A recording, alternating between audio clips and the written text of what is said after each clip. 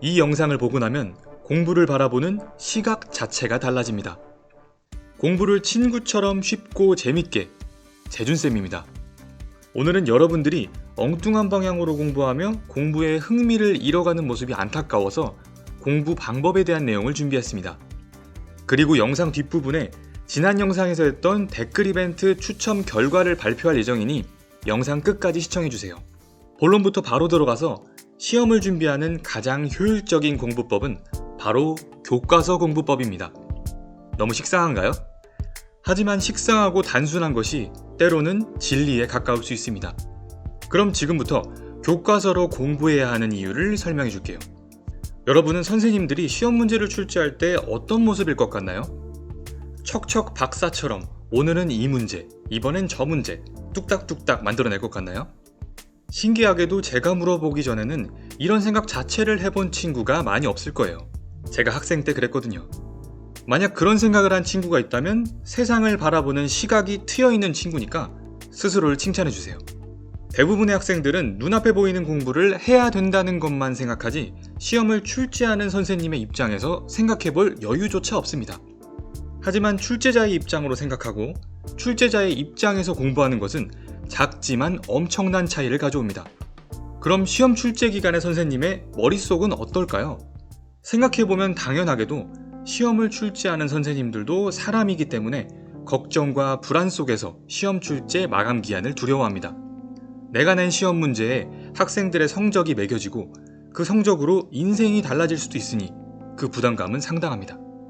또 출제한 문제에 오류가 생기거나 문제가 이상하다고 민원이 들어올까봐 항상 노심초사하죠. 이런 걱정과 부담감 속에서 선생님들이 아무렇게나 마음대로 문제를 출제할 수 있을까요? 함부로 냈다가는 후폭풍이 있기 때문에 선생님들은 자신만의 출제 기준을 세웁니다. 누가 뭐라고 해도 당당하게 내세울 수 있는 기준을요. 그리고 그 기준은 모두 교과서에서 시작됩니다. 여러분들이 푸는 문제집이 아니라요. 교과서에 들어있는 목차, 학습 목표, 그림, 예시들, 그리고 한쪽 구석에 정리되어 있는 문구들까지도 교육부에서 수많은 검토를 거친 결과물들이기 때문에 모두 하나하나 존재의 이유를 가지고 있습니다. 그럼 이제 출제하는 선생님들이 기준으로 삼는 교과서를 공부하는 방법을 차근차근 알아볼까요? 그 시작은 학습 목표입니다. 학습 목표는 그 단원에서 반드시 알아야 할 내용이 무엇인지를 알려줍니다. 또한 시험에서 선생님이 물어보고자 하는 출제 의도가 고스란히 담겨져 있는 문장이기도 하죠. 예를 들어 중2 과학 2단원 정전기 단원에서 학습 목표는 다음과 같습니다. 물체가 대전되는 현상을 관찰하고 그 과정을 설명할 수 있다. 이 학습 목표에서 선생님은 어떤 문제를 낼까요? 당연하게도 대전되는 현상과 관련된 그림이나 실험을 보여주고 그 과정이 옳은지 틀렸는지 물어보는 문제를 낼 겁니다. 지나가는 선생님을 붙잡고 쌤 이거 나와요? 저거 나와요? 의도신문 할 필요도 없이 우리가 매번 소홀하게 생각했지만 교과서에는 이미 출제 방향이 적혀져 있었던 것이죠. 이런 식으로 학습 목표를 머리에 새기면 출제 방향에 대한 감이 생기게 되고 그런 감을 바탕으로 문제를 바라보면 문제에서 물어보고자 하는 핵심을 파악하는 힘이 생깁니다. 그러니까 공부를 시작하기 전에 학습 목표를 익혀놓는다면 아주 효율적이고 방향성 있는 공부를 할 수 있겠죠. 그럼 학습 목표에 도달하기 위해서 어떻게 공부하면 좋을까요? 일단 선생님의 수업을 놓치지 않고 잘 들어서 학습 목표에 언급된 개념을 이해하는 것이 가장 효율적입니다. 하지만 만약 선생님의 수업이 이미 지나갔거나 한 번 들어서 이해가 잘 안 되었다면 이렇게 해보세요. 교과서에 나와 있는 지문과 그림을 토시 하나 빼놓지 말고 모두 이해할 때까지 천천히 읽는 것입니다. 절대 무작정 외우거나 문제집을 바로 풀려고 하면 안 됩니다. 왜냐하면 과학뿐만 아니라 모든 과목을 공부하는 데 있어서 이해가 최우선이기 때문입니다. 이해가 바탕으로 되어 있어야 암기도 잘 되고 적용도 잘한다는 사실은 이미 수많은 교육 연구 결과를 통해 입증되었습니다. 그래서 교과서 지문을 읽다가 이해 안 되는 용어가 등장하면 인터넷 검색을 활용하거나 선생님에게 질문하는 과정을 개념을 이해하는 순간까지 반복합니다. 이해가 되었다는 것은 친구에게 개념을 설명해 줄 수 있는 수준까지 도달한 것을 의미합니다. 이 과정이 느리고 답답해 보이지만 결국엔 가장 효율적이고 정확한 길입니다.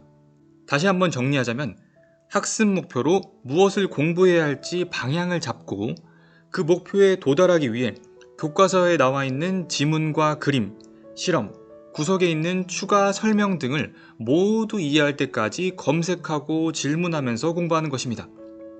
하지만 시험에서 좋은 성적을 얻기 위해서는 이렇게 개념을 이해하는 것만으로는 부족합니다.